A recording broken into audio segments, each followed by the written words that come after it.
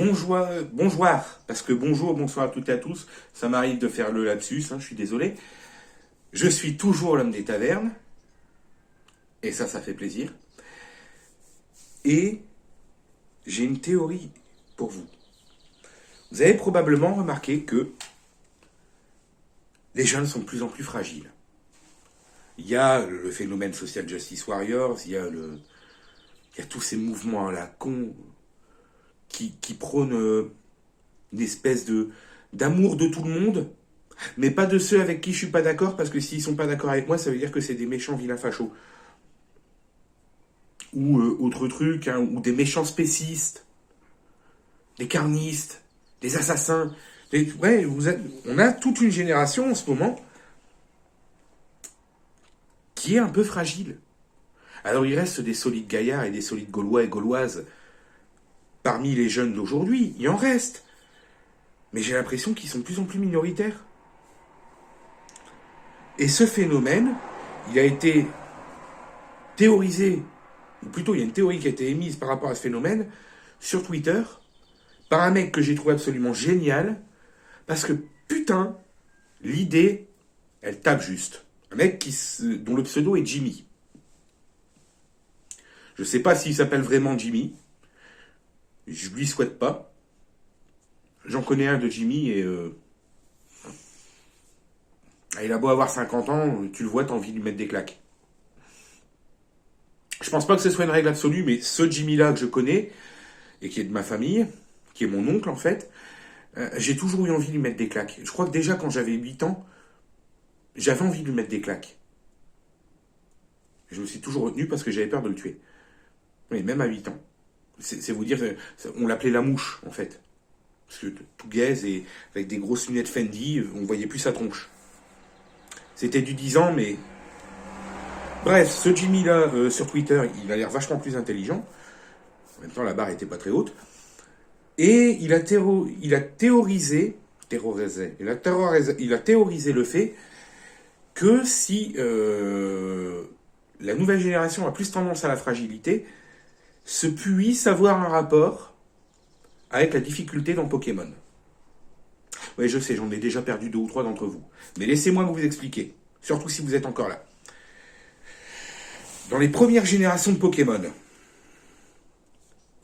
votre rival, il vous taille, il vous insulte, il vous aime pas. Et en plus, il prend un Pokémon qui est d'un type avantagé par rapport au vôtre. Si vous prenez Carapuce, il va prendre Bulbizarre. Prenez Bulbizarre, il va prendre Salamèche. Vous prenez Salamèche, il va prendre Carapuce. Et même dans version jaune Pikachu, il prend quand même un truc que vous galérez un peu à la thé. Et alors les arènes. Dans la version jaune, quand vous arrivez à l'arène d'Argenta, si vous connaissez pas le truc à l'avance, votre équipe se fait violer. Parce que le mec, Pierre, on va retrouver Pierre, il est dans Pokémon, il était à Argenta ce con. Pierre, donc, n'a que des Pokémon de type roche. Ouais, parce que type Pierre, ça aurait été redondant, tu vois. Je voulais dire, bande de chacals, vous êtes fait comme des chacals, mais ça faisait 2 fois chacal. Donc, vous arrivez avec votre main, votre Pokémon principal, votre leader d'équipe, qui est type électrique, à Argenta. Vous faites pourrir. Après, vous arrivez à Azuria, type eau. Vous vous faites pourrir.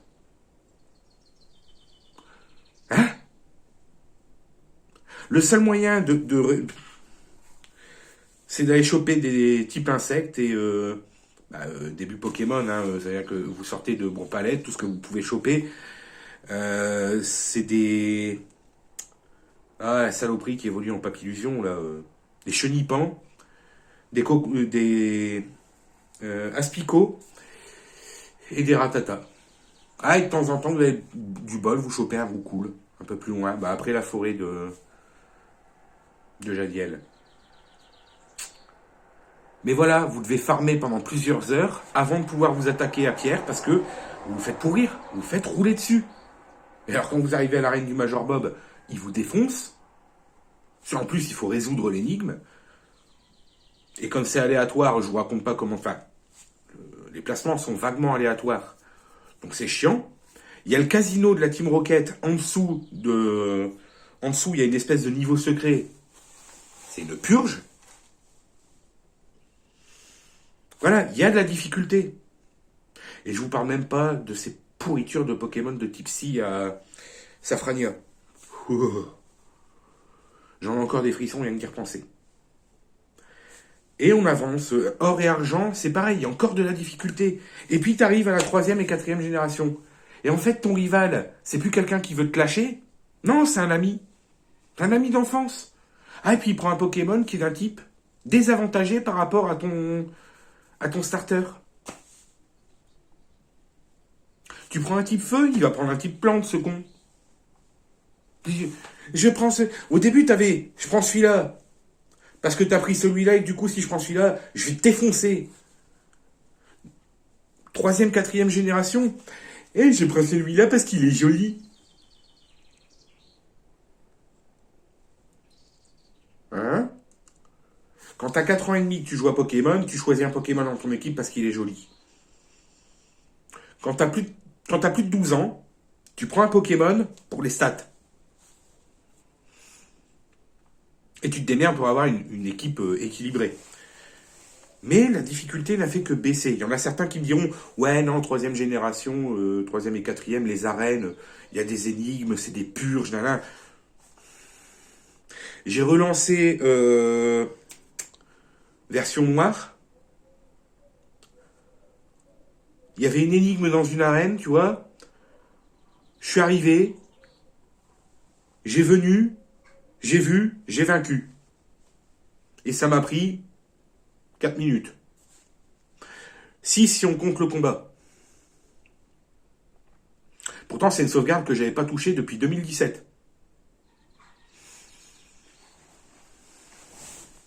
Ouais, j'ai repris une sauvegarde comme ça. Je suis comme ça, moi, tu vois. Je joue plus à un jeu pendant 4 ans. Je relance le jeu.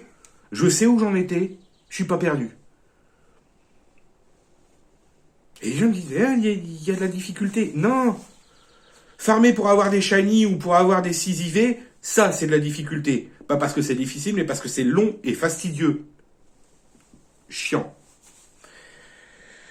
Mais il n'y a plus de difficulté.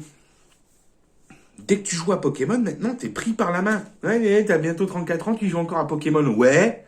Et alors? Hein? Je vais quand même pas prendre des leçons de jeux vidéo par des Facebook mobs de 40 ans et plus qui ont fini tous les niveaux de Candy Crush. Il y en a combien? 8000?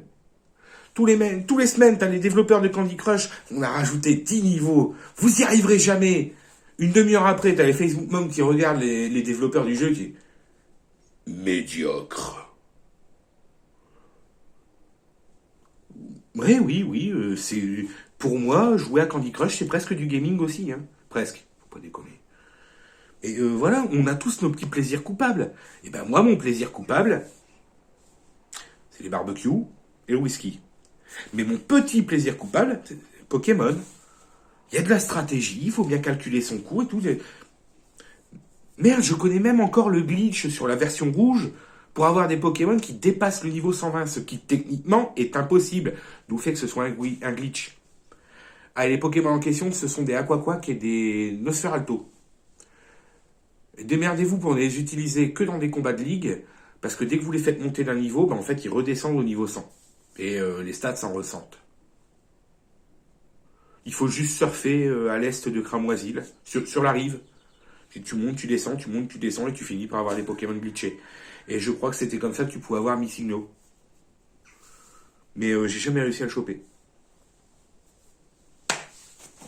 Pour la ligue, t'arrives avec un Quaquaque niveau 127, tu lui mets les bonnes attaques, je vais pas dire qu'il la one-shot, je vais pas dire qu'il la solote. Mais il y aurait moyen. Si t'es vraiment bon, il y a moyen.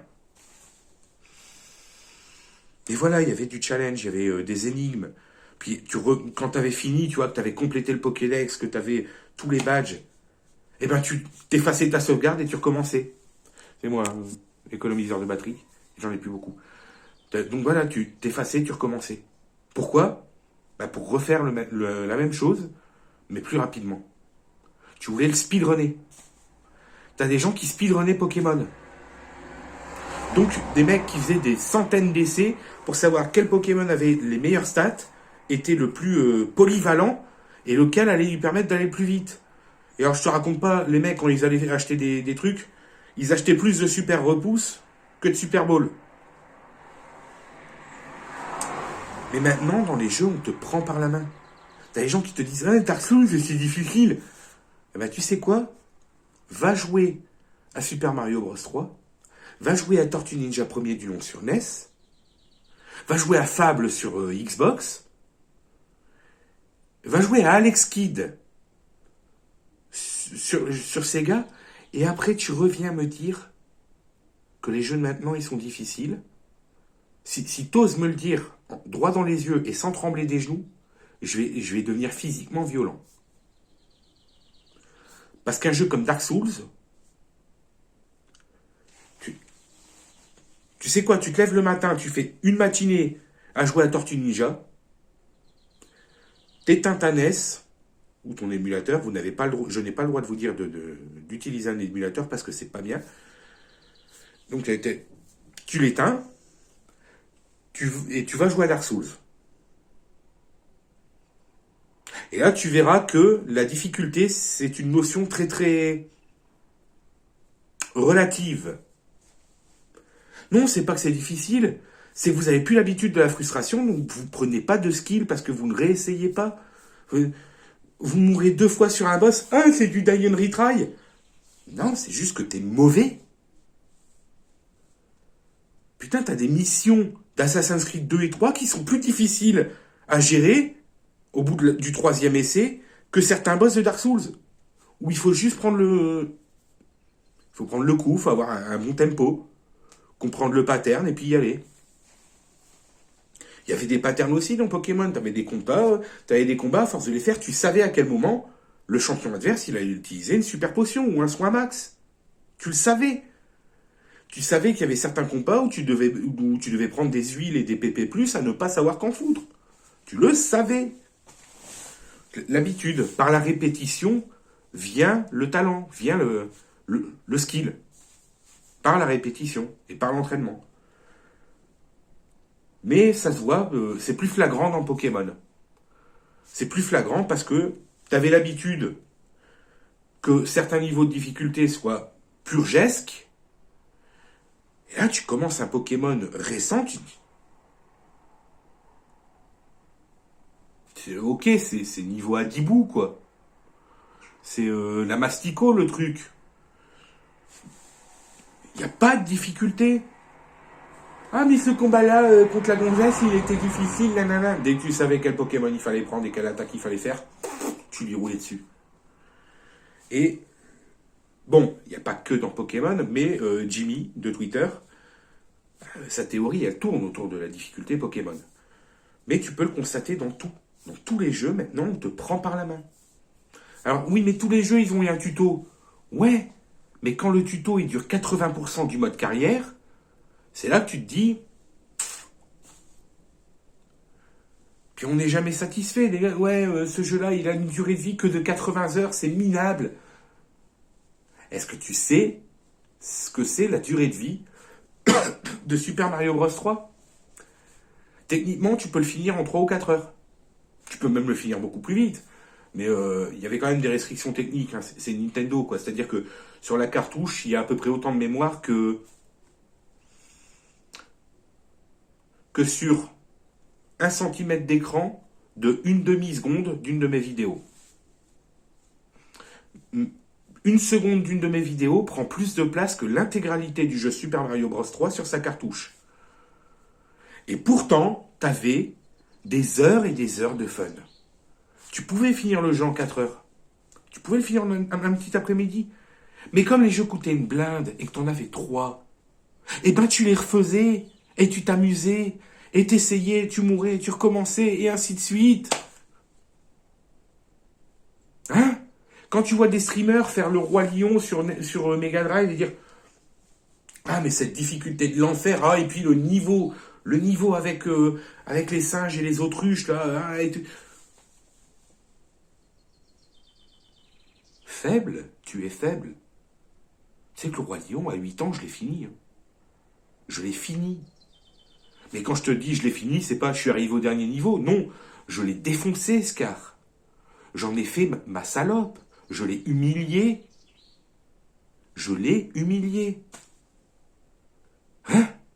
Et la dernière fois que j'ai joué à la Mega Drive, j'ai one-shot les 3 premiers niveaux. J'ai quand même perdu une vie sur la débandade dans les gorges parce que, non, faut pas déconner, celui-là, il est raide. Il est raide. Et t'arrives à un moment où t'es avec Timon et Pumba, là, que Simba il commence à grandir. Je vois une panthère arriver, il y a des panthères dans la version Mega Drive, elle m'attaque. J'ai tellement joué au jeu que mes mains ont eu un réflexe, une mémoire corporelle, tu vois, une mémoire physique.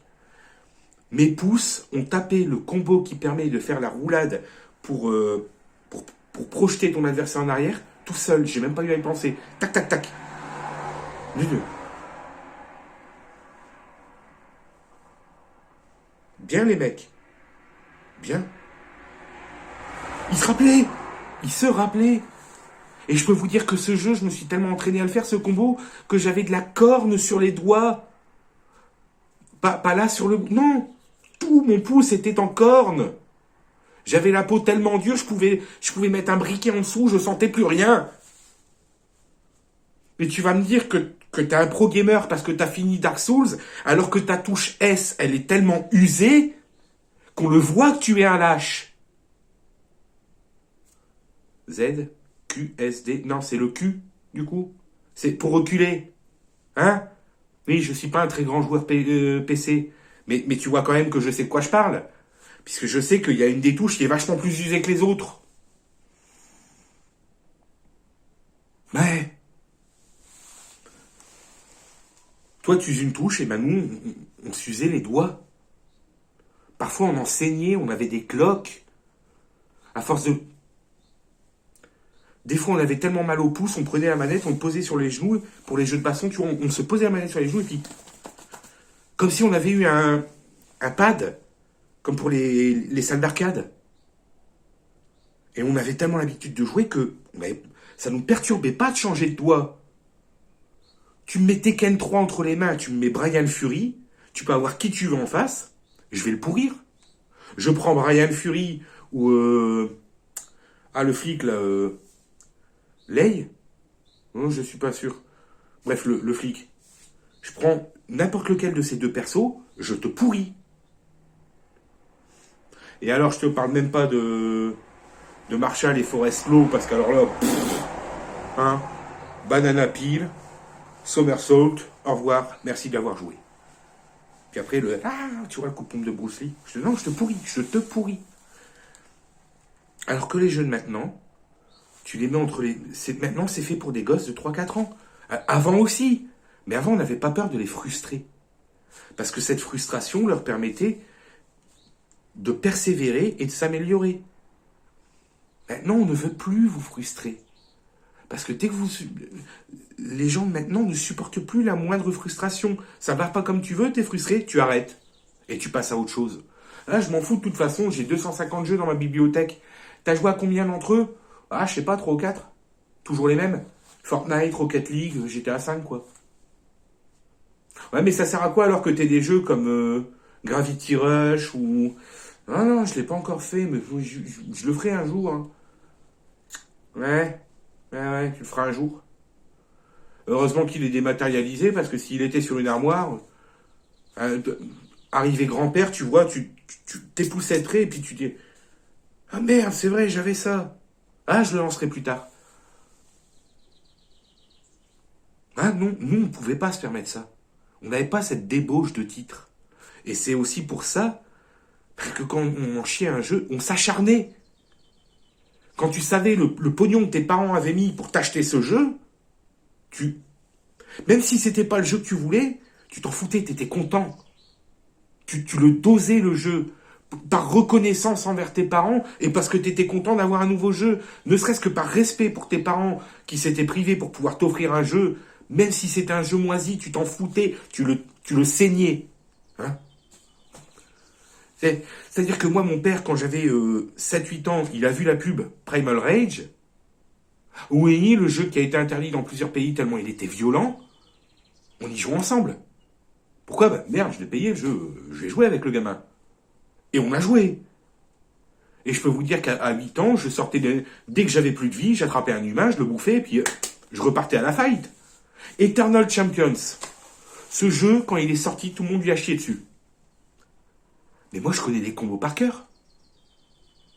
Et alors, un des derniers jeux de la Mega Drive, le truc, il exploitait les capacités graphiques et sonores de la console au maximum. Il lui faisait cracher ses poumons à la Mega Drive. Il tournait que sur la... non, il tournait sur la 8 et sur la 16 bits, mais il tournait mieux sur la 16. Il a dit 16 bits, oui, ça fait 32 couilles. La vanne est facile, mais maintenant on compte en gigabytes, alors tu sais... je suis content d'être une unité de mesure. Donc, ce jeu qui faisait cracher ses poumons à la Mega Drive, c'était Comix Zone. Où en gros, tu jouais à un dessinateur de bande dessinée qui se retrouvait happé dans son œuvre par le méchant et qui devenait le héros de sa bande dessinée. D'ailleurs, je pense que ce héros a dû un peu inspirer le personnage d'All Might. Un peu. Et franchement, ce jeu, il était cool. Mais il était dur. Il était difficile. Il était, pour un jeu Mega Drive, long. En plus, c'était format bande dessinée. Donc, en fait, quand tu avais fini le passage d'un niveau, pour avancer, tu devais passer à une autre case. Donc, tu avais ton perso qui, tu vois, qui attrapait le bord de la case et puis il sautait dans l'autre case. Et là, tu te faisais molester par tous les ennemis. Donc, à force, tu devais savoir où étaient les ennemis, quand ils y étaient. T'arrivais à un niveau Bon, le niveau des égouts, évidemment. Puis, pourquoi il y a des barres en haut? Et là, tu dois sauter, t'accrocher aux barres, parce que les ennemis sont dans la flotte des égouts au sol. Et puis, quand l'ennemi saute et s'accroche aux barres, il fait pour te mettre des coups de pompe, donc tu dois le latter jusqu'à ce qu'il tombe. Et quand il te passe en dessous, tu dois le stomp tout en restant accroché. Ce jeu était génial. Pour te faire aider, tu avais un rat. Le rat, c'était... tu avais 3 essais avec le rat. Il te trouvait des secrets dans les planches. Il te trouvait des passages secrets. Il te trouvait des armes, de la santé, des trucs comme ça. Et plus tu avançais dans le jeu, plus tu débloquais les pouvoirs du super-héros. Essaye de faire ça à un gosse de 8 ans maintenant. Il va passer les 2 premières cases et il va péter un plomb. Il va péter un plomb parce qu'à arriver à la 3e, il va tomber sur le premier mini-boss du jeu et il va se faire molester. Alors que bordel, t'as 3 boutons. D'ailleurs, c'était un jeu qui était mieux calibré pour tourner sur 6 boutons que sur 3. Tout comme la plupart des Mortal Kombat. Fallait la manette à 6 boutons, mais tout le monde n'était pas assez riche. Bon, comme sur les derniers temps que j'avais la Mega Drive, elle commençait à avoir quelques années, j'ai eu les manettes 6 boutons et j'ai même eu les pads analogiques, joystick et tout le bordel. Pas analogique, mais tu vois ce que je veux dire. Tu vois, le pad avec les 6 boutons, plus le mode turbo et le joystick directionnel. T'avais ça à l'époque, t'étais le roi. Mais bon, j'ai eu ça, à peu près en même temps que j'ai eu la Sega Saturn. Oui, je suis vieux comme ça. Essaye de faire jouer à ces jeux-là à des gosses maintenant. Au bout de 10 minutes, ils vont... T'as pas autre chose? Ah, tu sais quoi, je te lance un défi. Fais-moi 1 heure de Revenge of Shinobi 3. Ça, c'est si t'es pas content d'avoir eu des enfants, tu vois. Si tu leur en veux d'être né, tu les fais jouer à Revenge of Shinobi 3. Ou tu leur fais jouer à Pokémon version rouge et version bleue. Qui sont beaucoup moins difficiles que Shinobi 3. Et moi, j'ai peur pour cette génération. J'ai peur parce que dans un monde où tu ne supportes plus la frustration, tu ne supportes plus la vie. On fait une génération de gens qui vont tous se retrouver sous antidépresseurs au moins de 11 à 41 ans parce qu'ils ne seront pas calibrés pour supporter la difficulté de la vie. Parce qu'à moins d'être gosse de riche ou d'avoir gagné Euromillion la première fois que tu as joué, d'être né avec une cuillère en argent dans la bouche, le monde sera toujours difficile.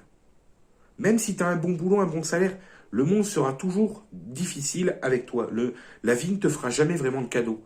Et quand elle en fera, tu devras toujours rester conscient que ce qu'on t'a donné d'une main, on peut te le reprendre de l'autre. Et en ça, les jeux des gamins d'avant, hein, qui jouaient avec des toupies, des yo-yo, des conneries comme ça, des osselets, voilà, ils devaient essayer, réessayer, faire marcher leur imagination. Ça leur permettait de se construire. Puis il y a eu les jeux vidéo, et ils étaient volontairement difficiles pour durer plus longtemps. Et là, tu apprenais à gérer ta frustration. Et ça te faisait une génération de gens qui n'abandonnaient pas. Parce qu'ils savaient que s'ils abandonnaient, ben, voilà, c'était fini. Ils ne pouvaient pas aussi facilement que ça passer à autre chose. On avait des gens qui étaient persévérants. Arrivé au moment où tu commençais à avoir plus de jeux que de consoles et que de livres, c'est à partir de ce moment-là que la frustration ne faisait plus partie de la vie. Alors je sais que pour certains, mais un monde sans frustration, c'est un monde idéal. Non, non. Oublie jamais que le terme utopie est très proche du terme dystopie. Un monde où tu n'es jamais frustré, mais la première fois que tu vas l'être, parce qu'il y aura toujours un jour où tu n'obtiendras pas ce que tu veux, puisque ta liberté s'arrête là où commence celle des autres. Le premier jour où quelqu'un te dira non, est-ce que tu sais dans quel état de détresse profonde ça va te mettre? Tu veux pas que tes gosses soient dépressifs? Fais-les jouer à Echo the Dolphin, fais-les jouer à Sonic. Oui, Sonic, c'est difficile. T'as déjà essayé de passer le niveau sous-marin? T'as déjà essayé de passer le niveau où t'as le niveau de l'eau qui monte alors que t'es en train de jouer au flipper? Non, pas Sonic Flipper, encore vraiment Sonic le hérisson. Hein. Le niveau 3, c'est une purge du cul. Est-ce que t'as déjà essayé d'y jouer? Eh ben voilà, fais-les jouer à ça. Parce qu'à force de devoir réessayer, ils sauront ce que c'est la frustration, mais ça ne les empêchera pas de s'amuser. La frustration fait partie de l'amusement. Parce qu'une fois la frustration passée, quand tu t'es amélioré, tu obtiens la récompense. Et je te garantis que quand tu finissais un jeu de Mega Drive, même si la récompense était félicitations, tu as fini le jeu, refais-le. T'étais quand même content, c'était quand même une récompense. Parce que tu te disais, je vois un truc, qu'il y a peut-être 1 à 10% des gens que je connais qui l'ont déjà vu. Voilà, t'étais heureux. Et moi, ce monde-là, il me manque un peu.